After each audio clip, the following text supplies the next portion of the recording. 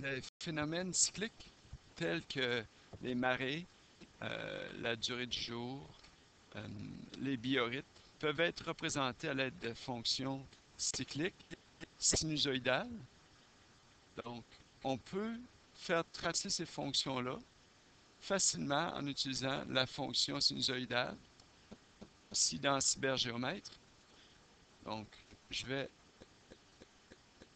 créer un plan cartésien et utiliser la fonction sinus pour représenter une fonction sinusoïdale. Donc ici, la fonction sinus est présentée sur 360 degrés. Ce qu'elle vient, elle provient de mouvements d'objets périodiques, donc circulaires.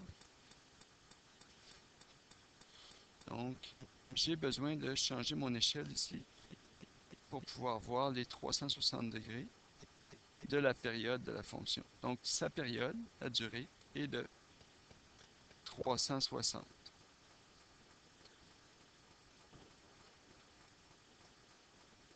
Si je veux utiliser ma fonction pour tracer, par exemple, représenter un biorhythme, qui est le biorhythme physique, qui a une durée de 23 jours, je vais faire une modification à ma fonction. Donc, je veux que sa période soit de 23.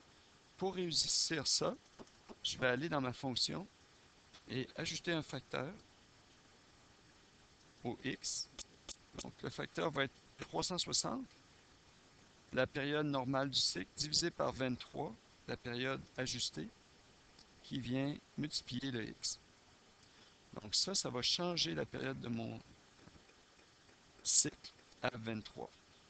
Si je change mon échelle, on voit maintenant que le cycle a été changé à 23.